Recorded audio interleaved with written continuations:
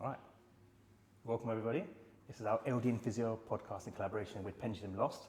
It's our Run Ready series. We've got a star-studded lineup here. So we're going to talk all things running. So to begin with, maybe if you introduce yourselves, tell me a bit about yourselves and why are we talking to you today? Go for it, Mitch. Cool. So I'm Mitch. I am one of the co-running leads here at LDN Physio. Consider myself somewhat of a running specialist. Runner myself, Kiwi, hence the accent. Been in London for about 7 months or so. Hi, I'm Sarah. I'm also co-running leads here at LDN Physio. I am probably more of a social runner. Got into running seriously probably about a year and a half ago. I'm part of a couple of different run clubs in London, and I love treating runners. I love when people come in with running injuries to the clinic. And yeah, looking forward to Running lots. running lots. And telling people how to run. And fixing people running. And fixing people running. Hi there, I'm Antonio, a sport and exercise psychologist, and I've recently come on board with LDN to offer a bit more of that holistic support to their athletes that come through the clinic. I actually help lead a run club here in London, so we could say that it's probably a pretty good fit that I've come on to join them for this podcast where we're speaking all things running. Amazing. So we'll dive straight into this. Marathon runners. So Antonio, what's probably the number one kind of mental challenge that they face? Yeah, so we actually recently did a workshop on looking at this. It was for more high rocks focused athletes, but any endurance athlete, you have to deal with the fact that because you're undergoing a prolonged period of time in endurance, so in that pain threshold, what happens is your actual, emotional dysregulation starts to increase due to the physical fatigue that you're putting on your body. So it's knowing that naturally it's going to be really hard to regulate your emotions because your body is fatigued and also your body is taking the oxygen that your brain really needs to be able to function. And do you see this in your practice when you're seeing these runners? How many marathon runners are you seeing? And I'm guessing this is obviously the time now where they're going to be piling in January, I think, aren't they? Yeah, quite a few. I mean, look, from my perspective, I see a lot of marathon runners, and maybe to touch on what Antonio mentioned, we know that marathon runners, a lot of us tend to rely on running quite heavily for that emotional regulation, sometimes for mental well-being and those sort of things. And then in our case, we were often seeing runners who aren't currently in a position where they can run.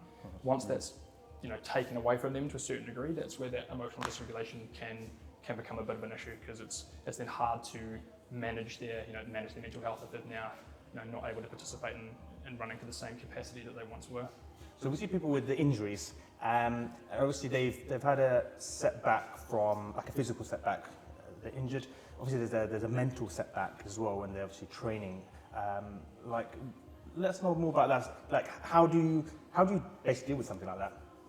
Deal with kind of the mental setback specifically to an injury, and then obviously we hear from these guys with kind of how they deal with physical setback, which we kind of know straight away from a physio injury management type of way. But yeah, what kind of pressures do they face when they have a kind of a setback like that?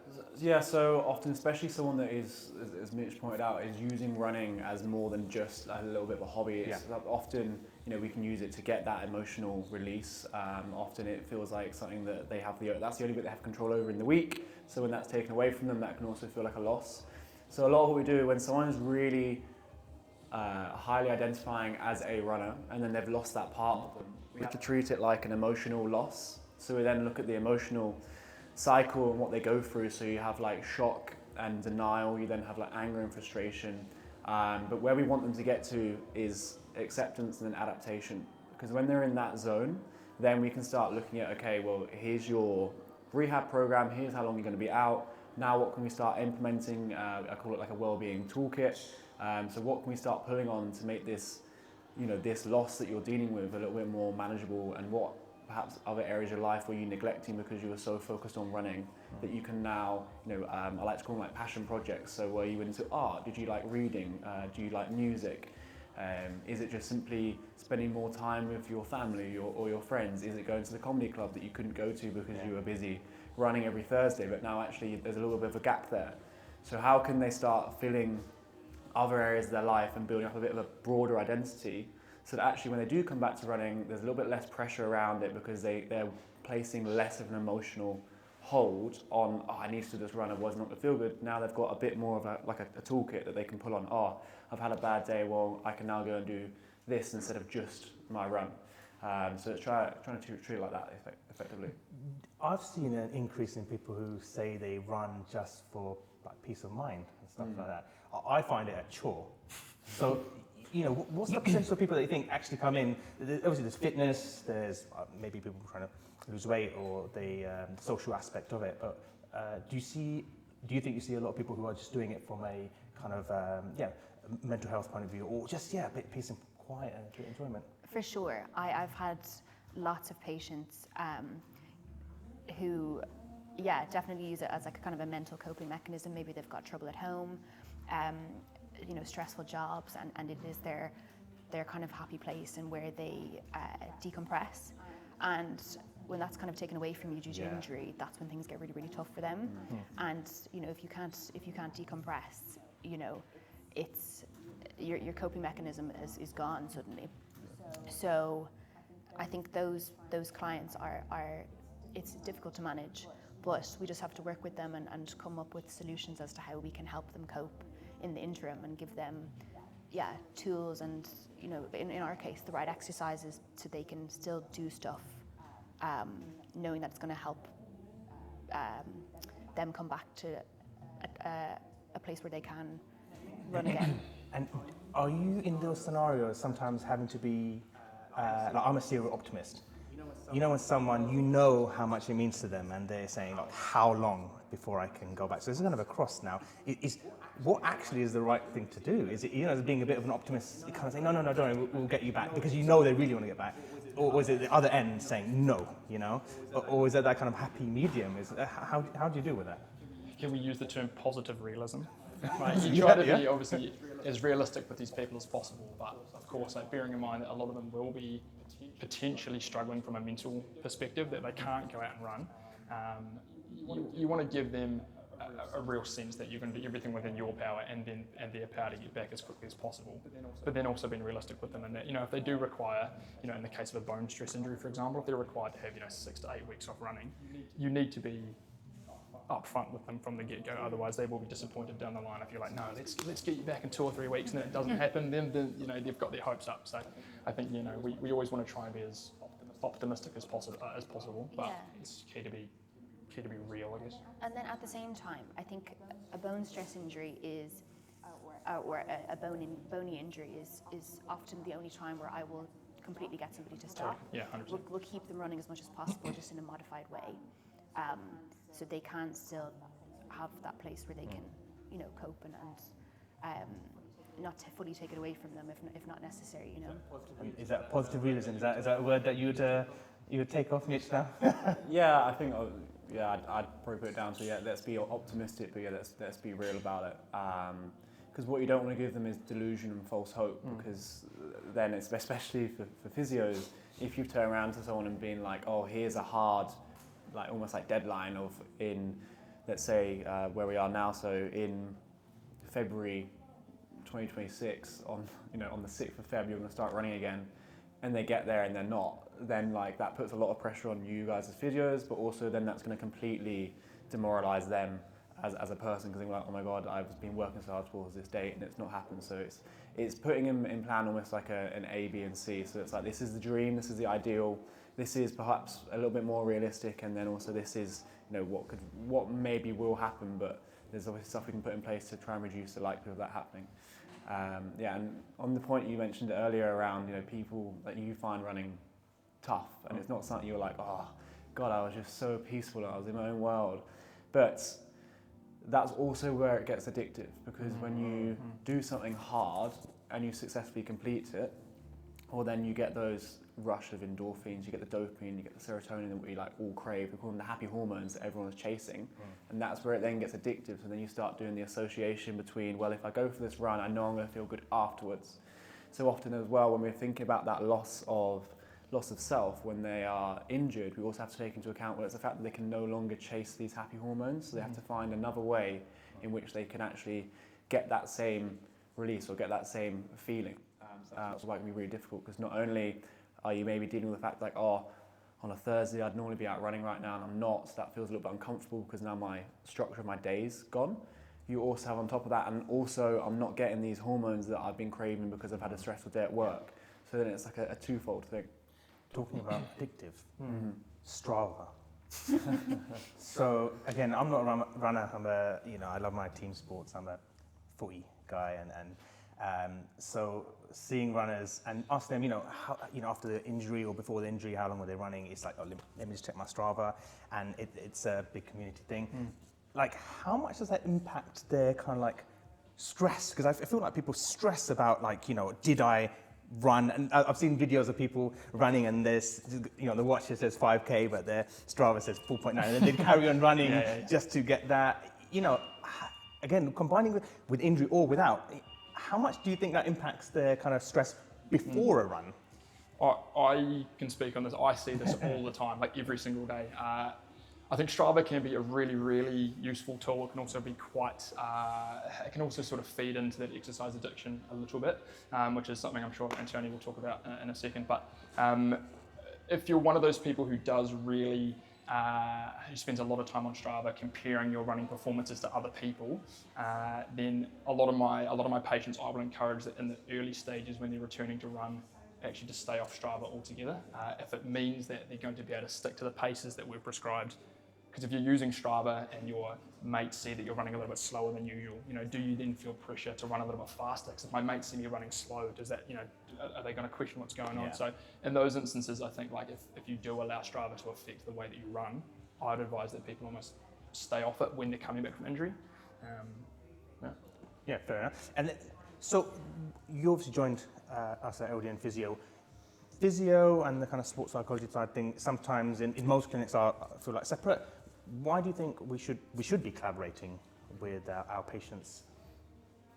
Well, the most simple reason is because if, let's say, Mitch is looking at someone and he recognises that this is an issue, and then they come to me separately from yourself and we start talking about stuff, but they can't see from their side that there's a bit of a problem here, then I don't know to explore that. So it's like almost like an untouched area of them that is really struggling, that they haven't recognised. But if I can talk to Mitch and be like, hey, what's going on? You can turn around and say, oh, I noticed this. Is that something you can just ask them about and just delve into a little bit? So there's that side of things. Additionally, by getting that support combined, and I believe there should be a case study that will be coming out soon with myself and Johnny, it's about looking at, okay, well, how can we work together to make this the most smoothest process possible? So how can I look at your rehab program, and then how can I use that to, do really good goal setting, and how can we use it to actually create a reward system which is going to make them more motivated to stay on track, and it's going to make them more likely to actually do the rehab, etc. And also, it makes it easier for me to check in and be like, okay, how was your week? And they can turn around and be, yeah, it was good. And I can be like, oh, did you do the rehab? Like, yeah. I'm like, well, now I know what your program is meant to be, so being honest, how much of this have you actually done? So it's really useful, and also it just helps us, as like a support network for them to provide a really good service and actually communicate, so we know exactly what's going on, rather than they speak to someone, they see one thing, I never see that part of it because we don't really talk about it. And what were you guys from your side, before we had the link with Antonio, were there times where you're thinking, damn, that actually would have been a great person to send? And what kind of patient picture were those ones? Yeah, I have a couple of people that I'm seeing at the moment who I think could really benefit from seeing a sports psychologist. I just, as well, in the NHS you have a multidisciplinary team. You'll have physios, mental health therapists, nurses, doctors. In private it's more difficult to have that. So I think if we can go from all angles when it comes to helping a person and recover from whatever they're going through, it's incredible that we can offer them more than just one dimension of it. But there's definitely patients that I think could do with the mental side with help with coping with injury, with dealing with their attitude towards exercise and sport, for sure. Perfect. So as we're approaching marathon season, you're going to get an influx of people training. So it's semi-quick fire. You don't have to be super quick answers. Okay, you've got someone who has been roped into the London Marathon for raising money for charity. They're not a runner, and they've got 4 months now. What kind of things would you guide them with? What kind of advice would you give them? So, hello. I'm a good example. I need to raise £3,000, but I think it's not me. But what advice can you give me? I'm feeling quite stressed about this. I don't know what to do. I googled a training plan. Is there any bits you can advise me from your kind of field of expertise? If you're feeling stressed about it, you can give me your entry because I'll be more than happy to run it for you. I've been trying to get into London for years, mate. I think it's really important early on to just address. First of all, it's a really awesome challenge. I think everyone can embark on a marathon. It's something that everybody can do. It takes time, it takes commitment, but it's not outside the realm of possibility. I think assessing and addressing goals early on is a really important thing to do. Like the feasibility in terms of, do you have a time goal? Is it just completion? Are you doing it with some friends and you just want to have some fun? I think it's really important that we address goal setting and feasibility quite early on.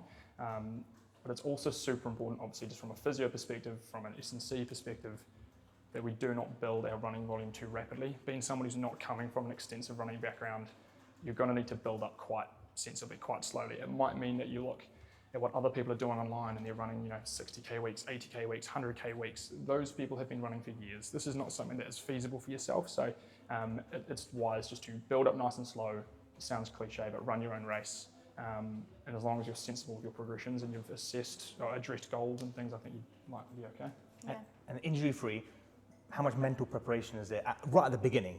Before you're looking at the end goal, it's 4 months down. How much mental prep do you think there should be? So someone like yourself has come to me, the first thing I'd do is turn around and say, right, it is in April, isn't it? Yeah. Yeah, April, whatever date it is, okay? Picture yourself on that start line. How do you want to look and feel?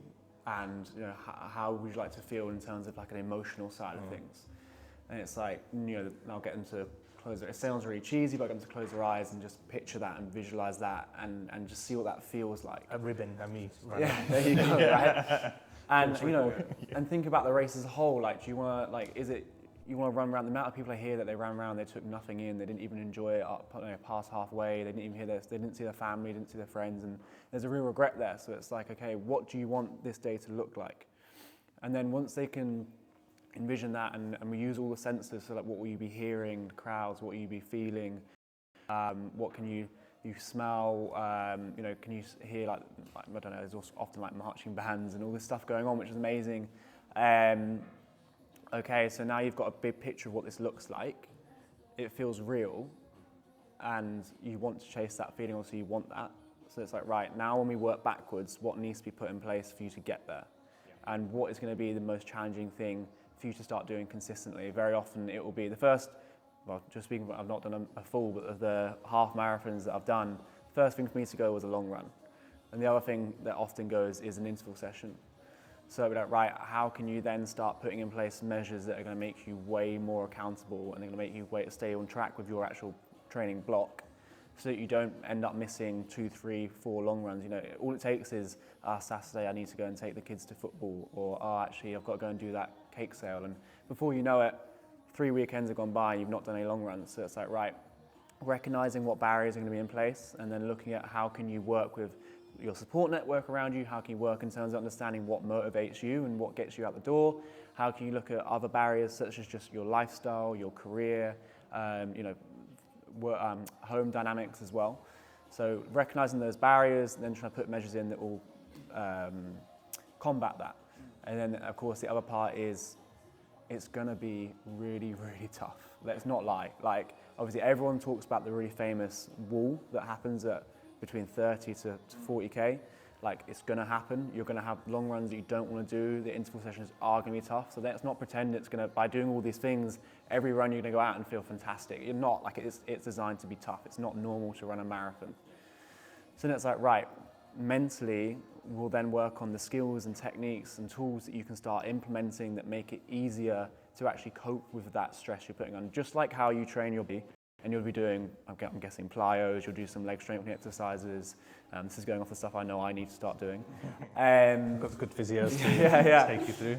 I'll be writing down after. But yeah, there's also like mindset things we can start training and start putting in place and building these routines and these habits so that mentally when you do get to long run, you're not like, oh my God, what am I doing? You're like, right, here's my mental plan. This is how I'm going to start implementing it, and suddenly it becomes much easier. Just really quickly on the identifying barriers as well. I think it's a really key point. Like, a marathon block is not going to go smoothly the whole time. It's really important that you allow yourself to be flexible with that. We all have busy lives. It's not going to go totally right every time. Every marathon block that I have done, there's been something that's gone wrong, and it's just about addressing that is acceptable. That's a part of marathon training, and that, as Antonia said, it's figuring out ways that you can pre-plan just in case you do go on holiday. Your child gets sick, you can't run for the day. Figuring out early on how that might look, and then not beating yourself up if you don't manage to get that interval session done. To 100%. Sort of accuracy. I think just being kind to yourself, allow some flexibility. Yeah. So fast. Added on that one as well, because we spoke about Strava earlier, but we've also now got these really good, really effective run coaching apps, which are fantastic, but they aren't an actual coach, and also they're not programmed to understand what your work life is like. They're not designed to understand if you've been ill or not. They're not designed to understand if you've eaten well that day. They're taking into account that every day you're turning up as this model runner, and so they plan the sessions around that. So often people come to me saying, I just can't do these long runs, I can't keep up with the pacing on these intervals, and we have to remind ourselves, well, what have you done in the week? How much have you eaten? How much have you slept? How stressful has work been? What have you had to do with the kids? What actual passive exercise have you done? So often, especially if you're in London, you will have to have probably walked about 10,000 steps a day anyway, and then you're going to throw on top of that a 21k run. Well, it's no surprise that you're actually struggling to keep up with the pace, because you're already really fatigued when this plan has been designed for designed in the idea that you're going to be some sort of elite athlete that's going to have a really regimented sleep routine. You're not going to get ill. You're going to be eating really well, etc. So that's also something to remember, is that often when you're looking at runs, or if you're comparing, let's say you follow a fitness influencer on Strava and you're trying to compare what they're doing to yours and why they're progressing so much, well, we need to take all this stuff into account as well. I have to say that with regards to Strava, other running tracking apps are available. Okay, so now fast forward. I am at the marathon, or it could be anything. At my first 5K, a proper 5K, 10K, half marathon, and I'm anxious at the starting line. I'm thinking, I'm here now. Do I do the same things as I did right at the beginning? Am I visualizing the end, or is it a different type of kind of thought process there? I'm anxious. I think, what have I done? Why am I here? Is it a slightly different mindset, or do we have to do what we did at the beginning of the training block? So if we've been working together, we would have prepared you for that exact moment. Yeah. Okay, so we would have done visualization in our session saying, okay, right, when you're on that start line, what are you going to see, think, feel here? And it'll be like, right, this is what's going to arise. What thoughts, feelings, and emotions are going to show up? Well, I'm probably going to feel really nervous. I'm going to feel a little bit panicky. There's a lot of uncertainty. There'll probably be loads of adrenaline, which is going to spike the heart rate. So it's like, right, we knew all of this was going to come up. So then we start putting in place what I'd call like our game plan. Okay, so we look at our routine that's going to reset us. So first of all, what we need to do is understand that, well, if your heart rate is going to increase, which it is because you're going to get adrenaline, well, that's going to cause your fight, flight, freeze response in your brain to get triggered in the limbic system. So we need to turn around and be like, right, we knew this was going to happen. It's fine. It's okay to feel this way. In fact, nerves and excitement are very, very similar physically. It's just the way we're interpreting them. Yeah. So that's the first thing we look at, is like, right, okay, I knew I was going to get these emotions coming through. Actually, I'm feeling really nervous, but that's completely natural because my body is preparing me for an event that I am emotionally invested in, and I know it's going to be tough. Awesome. Why are we afraid of that? Well, it's because our fight, flight, freeze response has trained us to be like, well, I'm getting all these physical symptoms that there's a threat, but there's no actual threat. There's just a big challenge ahead of you. Yeah. So already just being able to understand that is a massive win. Then what we want to do next is, we call it like thought diffusion or cognitive diffusion. And what you do is you take a step back from the thoughts. So on a race day, you'll have stuff like, oh, I hope I don't get a stitch, or I hope I don't get cramp, I hope this, etc. Right? A lot of it is worrying about stuff in the future or worrying about the what ifs. Right? And they're the first things to look out for. Is if your brain starts feeding you what if thoughts, what we want to do is take a step back and be like, right, I'm noticing, I'm having a thought, what if this happens? And suddenly the thought feels less real, it feels less factual. And it means we get to then choose if we really want to give that any weight or any attention, or if we're better off redirecting our focus into what we need to do on the day. And often what we use to reset is we'll use something like mindfulness or grounding. And why that's so important is because pressure and nerves come about because we're fixating on the what if scenarios. But where we actually have power and control is in the present. So what that does is it resets us, brings us back into the present moment, and then we have these sort of like a mental checklist of controllables that you can then fix your mind onto, which will then redirect that focus. So there's no all the thoughts, and you were speaking about this before we start recording, but it's that classic thing of like we think that we can think our way out of overthinking, which is just impossible, because it's like, and you can't stop a thought from coming in. So if you were to turn around and say, don't think about pink elephants, like we were saying earlier, you're going to think about it. Or don't touch the red button, where you really want to touch that red button. So we don't want to do any of that. What we want to do is say, okay, rather than saying, don't think about this, we turn around and say, oh my God, think about all of this. And it just redirects that focus. So that's some of the stuff we start working on, is building the ability to recognize and catch those unhelpful thoughts really early, take a step back from them, then think about that game plan that we're going to create, reset yourself, slow down the heart rate, slow down the breathing, and then have like your controllables that you're like, right, I need to make sure I've done this, and this. And actually that feeling of nerve, that feeling of worry, it's no longer like this big like monster under the bed, because you understand why it's there. So it means that it can still be there, but it's no longer really pulling all your focus. In the background, I've just signed up to a marathon because you inspired me now. We're going to finish off with actual quick fire. Sorry, I phrased my questions to make it not quick fire, but this is going to be super, super quick fire. Okay, I'm running the marathon. I've hit that wall that you described.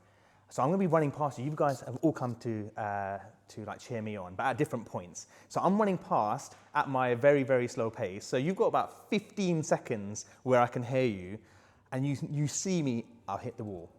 What are you going to tell me? What each of you are going to tell me? What are you going to say? What words of wisdom? Motivation? Or you can throw something at me. Think of all the hard work you've put in over the last few weeks.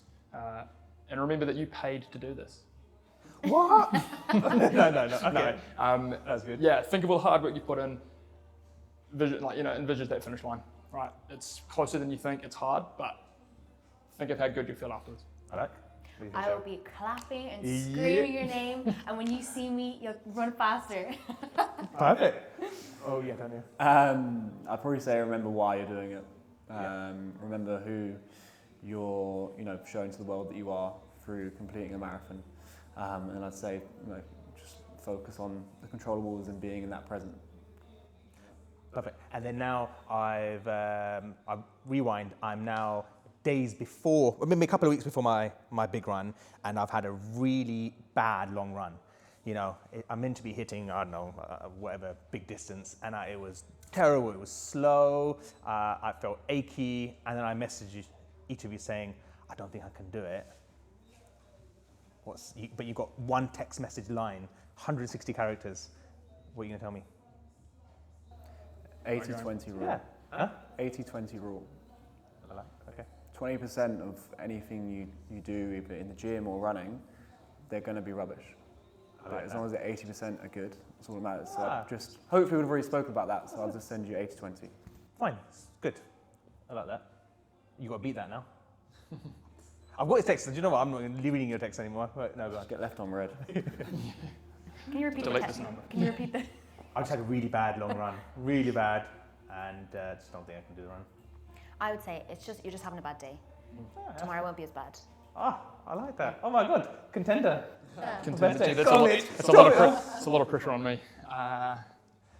LOL. Yeah. Damn, that sucks. Yeah, good luck, man. No, I'd say something like, it happens. Not every run is going to be perfect. Like I sort of spoke about before. You can do it. Do not judge your future performance on today's results. I like that. That's very good. Good words of wisdom. I like those. Thank you so much, Antonio. Thank you for joining us here at LDN Physio. If anyone needs any advice from you guys, these are the pros. So please look us up. Thank you for joining us. Cheers.